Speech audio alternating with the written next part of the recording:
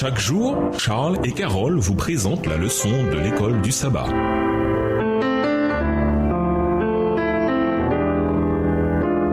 Bienvenue dans votre émission. Dieu nous parle. Nous voilà à la leçon de lundi. Par la foi, Abraham. Hébreu définit la foi comme l'assurance des choses qu'on espère et la conviction de celles qu'on ne voit pas, dans la version d'Arby. Puis nous avons une liste des fidèles de l'histoire d'Israël illustrant ce qu'est la foi et qui montre comment ils ont manifesté cette foi par les œuvres. Lisons Hébreux 11, versets 1 à 19. Qu'ont fait ces héros de la foi qui illustraient leur foi? En quoi leurs actes sont-ils liés à l'espérance des choses invisibles? Hébreux 11, versets 1 à 19. Or, la foi est une ferme assurance des choses qu'on espère, une démonstration de celles qu'on ne voit pas. Pour l'avoir possédée, les anciens ont obtenu un témoignage favorable. C'est par la foi que nous reconnaissons que le monde a été formé par la parole de Dieu, en sorte que ce qu'on voit n'a pas été fait de choses visibles. C'est par la foi qu'Abel offrit à Dieu un sacrifice plus excellent que celui de Caïn. C'est par elle qu'il fut déclaré juste, Dieu approuvant ses offrandes. Et c'est par elle qu'il parle encore, quoique mort. C'est par la foi qu'Enoch fut enlevé pour qu'il ne vit point la mort, et qu'il ne parut plus parce que Dieu l'avait enlevé. Car, avant son enlèvement, il avait reçu le témoignage qu'il était agréable à Dieu. Verset 6. Or, sans la foi, il est impossible de lui être agréable, car il faut que celui qui s'approche de Dieu croit que Dieu existe et qu'il est le rémunérateur de ceux qui le cherchent. C'est par la foi que Noé, divinement averti des choses qu'on ne voyait pas encore, et saisi d'une crainte respectueuse, construisit une arche pour sauver sa famille. C'est par elle qu'il condamna le monde et devint héritier de la justice qui s'obtient par la foi. C'est par la foi qu'Abraham, lors de sa vocation, obéit et partit pour un lieu qu'il devait recevoir en héritage et qu'il partit sans savoir où il allait. C'est par la foi qu'il vint s'établir dans la terre promise, comme une terre étrangère, habitant sous des tentes, ainsi qu'Isaac et Jacob, les co-héritiers de la même promesse, car il attendait la cité qui a de solides fondements, celle dont Dieu est l'architecte et le constructeur. Verset 11. C'est par la foi que Sarah elle-même, malgré son âge avancé, fut rendue capable d'avoir une postérité, parce qu'elle crut à la fidélité de celui qui avait fait la promesse. C'est pourquoi, d'un seul homme, déjà usé de corps, naquit une postérité nombreuse comme les étoiles du ciel, comme le sable qui est sur le bord de la mer et qu'on ne peut compter. C'est dans la foi qu'ils sont tous morts, sans avoir obtenu les choses promises, mais ils les ont vus et salués de loin, reconnaissant qu'ils étaient étrangers et voyageurs sur la terre. Ceux qui parlent ainsi montrent qu'ils cherchent une patrie. S'ils avaient eu en vue celle d'où ils étaient sortis, ils auraient eu le temps d'y retourner. Verset 16. Mais maintenant, ils en désirent une meilleure, c'est-à-dire une céleste. C'est pourquoi Dieu n'a pas honte d'être appelé leur Dieu, car il leur a préparé une cité. C'est par la foi qu'Abraham offrit Isaac lorsqu'il fut mis à l'épreuve,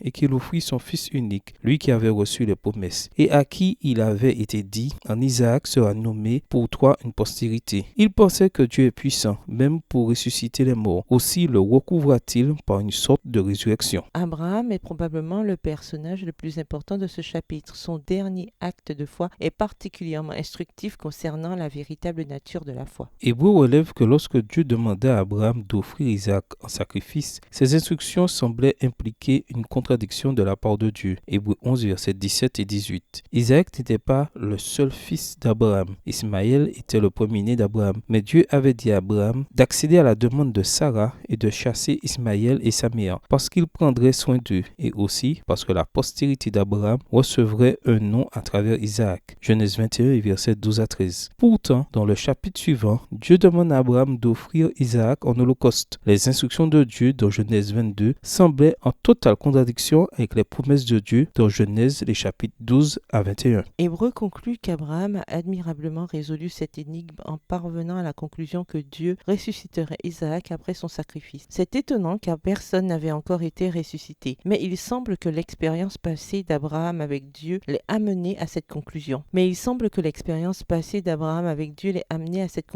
Hébreu 11, verset 12 note qu'Isaac fut conçu par la puissance de Dieu à partir de quelqu'un qui était déjà marqué par la mort. Paul a également fait remarquer que bien qu'Abraham fût déjà marqué par la mort et que Sarah fut stérile, Abraham crut, espérant contre toute espérance l'espérance qu'il deviendrait le père d'une multitude de nations, parce qu'il croyait que Dieu fait vivre les morts et appelle à l'existence ce qui n'existe pas. Romains 4, versets 17 à 20. Ainsi, Abraham a dû se dire que si Dieu avait déjà, en un sens, fait naître Isaac des morts, il pouvait recommencer. Dans la direction de Dieu par le passé, Abraham avait vu un signe de ce qu'il pourrait faire à l'avenir. Pourquoi le fait de méditer sur ce que Dieu a fait dans nos vies par le passé est-il si important pour maintenir notre foi et lui faire confiance aujourd'hui? Au revoir. Et à demain si Dieu veut.